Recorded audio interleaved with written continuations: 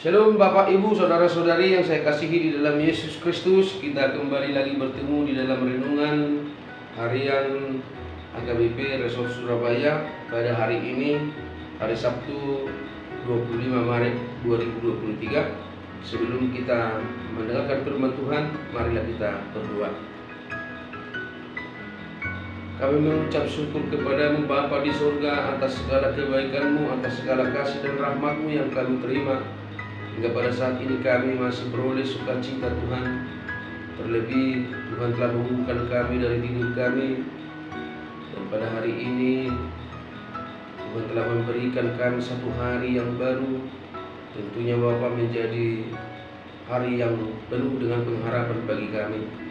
Ya Bapa di surga, sebelum kami memulai aktivitas kami ingin terlebih dahulu disapa oleh firman Tuhan, supaya kami kuat serta bijaksana dalam melaksanakan segala pekerjaan dan kegiatan kami pada hari ini, karena kami tahu firman-Mu adalah pelita bagi hidup kami. Terima kasih Yesus, di dalam nama anak-Mu Yesus Kristus kami berdoa. Amin. Bapak Ibu Saudara-saudari yang saya kasihi di dalam Yesus Kristus, firman Tuhan yang menyapa kita pada pagi hari ini yaitu tertulis dalam Kitab Mazmur pasal 97 ayat 10. Mazmur pasal 97 ayat 10. Demikian pembacaan firman Tuhan. Hai orang-orang yang mengasihi Tuhan, bencilah kejahatan. Dia yang memelihara nyawa orang-orang yang dikasihinya akan melepaskan mereka dari tangan orang-orang fasik. Hai orang-orang yang mengasihi Tuhan, bencilah kejahatan. Dia yang memelihara nyawa orang-orang yang dikasihinya akan melepaskan mereka dari tangan orang-orang fasik. Hamu ale akan nama kaholongi Jahuba, sai hagigi hukamuma najat. Ibana dosi ramoti toldi ni akan anasianna, sepaduon nadonasida siatangan ni parjalan. Demikian pembacaan firman Tuhan. Bapak Ibu Saudara-saudari yang saya kasihi di dalam Yesus Kristus, tentu ketika salah seorang dari beberapa murid di sekolah yang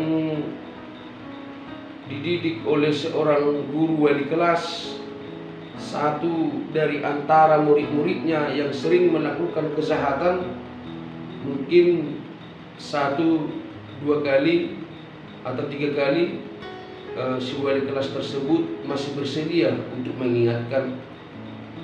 Tentu dari situ kita melihat dengan 1, 2 atau 3 kesalahan seorang wali kelas atau guru tidak langsung membenci, tetapi berusaha untuk memperbaiki, berusaha untuk menasihati, memberikan kesempatan bagi anak didiknya untuk bertobat.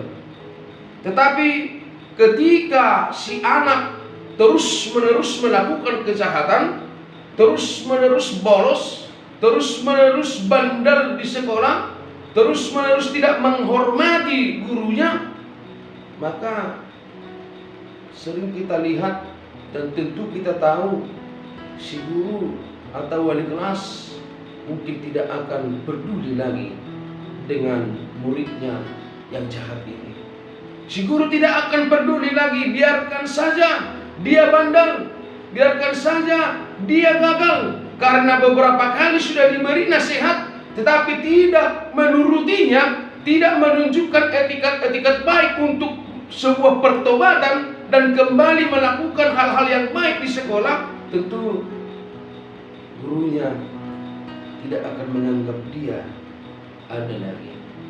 Walaupun dia tidak dipecat, tetapi setidaknya kita tahu bahwa si wali kelas atau si guru tersebut ini tidak akan menganggap dia ada lagi di antara anak didik yang dididiknya. Begitu juga Bapak Ibu Saudara-saudari, jika kita manusia, jika kita yang namanya Kristen, jika kita yang namanya mengasihi Tuhan, ketika hidup kita dipenuhi dengan kejahatan, ketika hidup kita dipenuhi dengan perlakuan-perlakuan yang berlawanan dengan perintah Tuhan, maka percayalah, kita sama sekali tidak dipandang oleh Tuhan lagi. Maka percayalah, kita tidak diperdulikan oleh Tuhan lagi. Tuhan akan membiarkan hidup kita sesuai dengan keinginan kita. Tuhan akan membenci kita dengan kebiasaan-kebiasaan kita, dengan kejahatan-kejahatan kita. Karena Tuhan tidak pernah menginginkan orang yang Dia selamatkan, orang yang Dia pilih menjadi orang-orang yang penuh dengan kejahatan. Mengapa demikian? Karena Tuhan sudah memperlihatkan terlebih dahulu, karena Yesus sudah memperlihatkan kematiannya di kayu salib. Ada banyak anggapan, ada banyak prinsip yang mengatakan bahwa seolah-olah Tuhan kita itu adalah orang yang paling jahat. Tuhan kita itu adalah dipenuhi dengan tindakan-tindakan kejahatan. Tetapi tidak. Yesus melakukan itu semua hanya untuk menyelamatkan kita, hanya untuk menolong kita, hanya untuk membuat kita menjadi ciptaan yang baru, menjadi manusia yang baru, yang artinya supaya kita menjadi orang yang mengasihi Dia dan mengasihi sesama. Tentu dengan mengasihi Yesus kita akan menjauhi segala kejahatan. Kita tidak berdiam lagi di dalam tindakan-tindakan kejahatan, tetapi hidup kita fokus dengan tindakan-tindakan yang baik. Kejahatan yang tidak disukai oleh Tuhan, yang bahkan Tuhan membenci, yaitu ketika hidup kita dipenuhi dengan kejahatan. Pikiran kita, tingkah laku kita, perkataan kita juga, dan hati kita juga semua melakukan kejahatan. Tuhan sangat membencinya.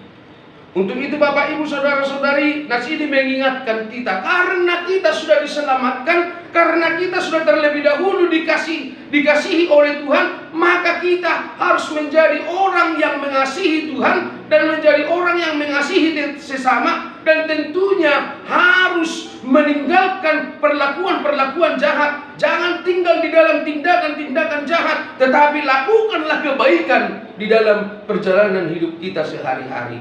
Lakukanlah kebaikan. Tentu Bapak Ibu Saudara-saudari, melakukan kebaikan tentu juga banyak risiko dan banyak tantangan.